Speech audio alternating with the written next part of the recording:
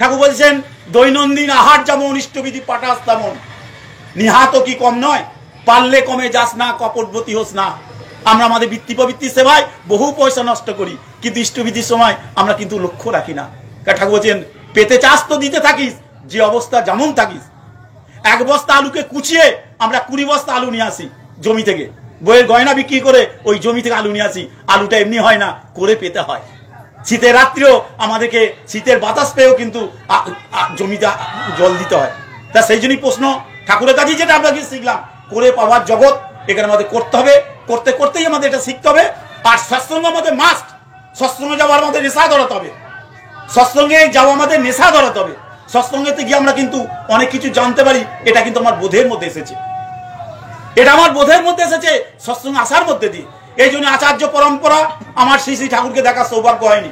আজকে শ্রী শ্রী বর্দাকে দেখলাম, আজকে দেখলাম পুজুবা দাদাকে, আজকে দেখলাম পূজনীয় বাবাবুকে, টিকালজ্ঞের সঙ্গ। আজকে তারা যারা সঙ্গ করেননি, তারা যারা কথা শোনেননি, আপনার চিন্তা করতে পারেন তারা কতখানি শক্তিমান পুরুষ, কতখানি ট্যালেন্টেড লোক। তারা একটা যা কথা বলেন, জীবনে তারা বিশাল ঘটনা করেন। পুজুবা দাদামায় বলেছিলেন ছাই ছাই খরগোশ দিতে পারিস? আমি মনে করলাম ছাই ছাই খরগোশ আবার কি সাধন ভোজন হয়। তা আমি ছাই ছাই খরগোশ আমি এটা নিয়ে গেছিলাম, সেটা সম্ভবত জলদাপাড়া ফরেস্ট থেকে। পুজুবা দাদা বলেন এটা খরগোশ নয়। আমি পুজুবা দাদার সঙ্গে 2 মিনিট তর্ক করেছিলাম যে এটাই খরগোশ। বলছে না, বাবা আসাম থেকে যখন আসছিল জলদাপাড়ার ফরেস্টে একটা খরগোশ চাপা পড়েছিল।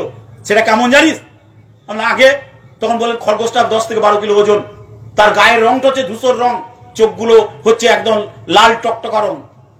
তারা এরম লাফিয়ে লাফিয়ে চলে। আমার যে দুটো গেছিল, আমি নেপালের সম্ভবত কাঠমান্ডু থেকে সেই আমি খরগোশ তাকে দিয়েছিলাম, এবং আমার শপথ ছিল যে আমি এই খরগোশ তাকে না দেওয়া পর্যন্ত আমি জল ছাড়া কিছু গ্রহণ করব না। আমি দেখেছিলাম খরগোশটা ফ্যাক্টর নয়, এই করার মধ্যে দিয়ে তার সান্নিধ্য লাভ করা। তা সেই জন্যই আজকে যা জগতে আমরা যেটা এসেছি, অমীয় জগৎ, আমাদের দেবঘর যাওয়া বাড়াতে হবে। দেবঘর অনেক কষ্ট, হয়তো খেতে মারতে পড়তে দেবে না, হয়তো বাড়ি আপনি পাবেন না। আমার কোনো আত্মীয় আমাকে বললো যে আমার মেয়ের বিয়ে, আমি কিন্তু বলবো না আমাকে অ্যাটাচ বাথরুম পায়খানা ঘর দিতে, আমি সেখানে কিন্তু ম্যানেজ করে চলবো। সেই জন্য ঠাকুর বাড়ি গিয়েই যে আমায় ঘর পেতে হবে কোনো মানে নেই।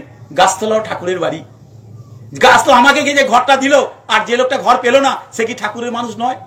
আমরা সবাই পরম পিতার মানুষ। আমরা আনন্দ করে দেওঘর যাব, দেওঘর না গেলে বুঝতে পারবেন না যে ঠাকুরের লীলাটা কি। তার পরিবারকে আপনারা না দেখলেও বুঝতে পারবেন না ঠাকুর পরিবার কি, দেব পরিবার কি, কোথা থেকে সন্তান উৎপাদন হয়, কি বলেছেন ঠাকুর অনুকূলচন্দ্র তার সন্তানের মধ্যে, সেটা তিনি এনেছেন কিনা। আজকে সেই পরম্পরা চলছেন, আজকে সেই পরম্পরা চলছেন। আজকে আচার্যদেব যে কথা বলছেন তার ছেলে সেই কথাই বলছেন, তাদের কথা বলার মতো কোনো ব্যত্যয় বলে কিছু নেই। ডক্টর সুভাষ বন্দ্যোপাধ্যায় কলকাতা ইউনিভার্সিটির তখনকার দিনে বিরাট একটা অফিসার ছিলেন, তিনি ঠাকুরের ঋত্বিক। বললেন আমার একটা নাতি হয়েছে বহুদিন পর, আমি নামকরণ করতে গেলাম, দাদা শরীর খারাপ, বাবাই দাদা আমার ছেলে নামকরণ দিলেন, আমার বৌমার পছন্দ না, বাবাই দাদা নাম দিলেন, দাদা দিলেন না। বলে পরবর্তীকালে দাদা যখন সুস্থ হলেন, আমি যখন নামকরণ করতে চাইলাম, বাবাই দাদা যেটা বলেছেন সেই নামটাই দেওয়া হলো।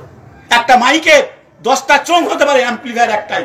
এটা অন্তর্গত ঠাকুরের জগতে গিয়ে আমি এটা অনুভব করেছি। তাদের কাছে জানতে হবে মানুষের গুরু ভক্তি, তাদের কাছে জানতে হবে মানুষের পিতৃভক্তি, তাদের কাছে মানুষকে জানতে হবে সব কথা। আজকে সেই জিনিসটা তিনি আমাদের সৃষ্টি করেছেন। আমাদের এই আলোতে আসতে হবে, এই আলোতে এসে আমরা ঠাকুরকে অনুভব করতে হবে। ঠাকুর বস্তু কি, ঠাকুর কি বলেছেন, এবং বলার মধ্যে দিয়ে আমাদের জীবনের ব্যর্থতাটা কোথায়। আমি পেলাম, আমি করলাম, এটা কিন্তু ঘটনা না। হয়তো আমি একটা দেখা গেল ধবধবে সাদা পাঞ্জাবি পরে যাচ্ছি, আমাকে দেখে হয়তো মানুষ চিন্তা করে পাবে না কেন ঠাকুরের খাচ্ছে। আর ও খেতে হলে যে কি করে খেতে হয় সে সবাই ঠাকুরকে বলছেন। তো ঠাকুর তো সবাইকে বলছে তুমি দেবলোকে এসো, আমার ব্রাহ্মণ পরিবারের ছেলে, আমাদের ব্রাহ্মণের প্রত্যেকটা সন্তান কি বলছে তো এসো দেব পূজা করো। কেন তুমি এখন না খেয়ে পড়ে আছো? তোমাকে সেই জায়গায় আসতে হবে। সেই জন্যই কড়াই পাওয়ার জননী না করে পেতে চায়, দুঃখ তার পিছে ধায়। ঈশ্বরেরই দয়া পাবে ঠিক, যেমন চলবে তুমি, ফসলও তোমার তেমন ফলবে যেমন উর্বর জমি। এখানে কোনো ফাঁকি ঝুঁকির কোনো কারবার নেই।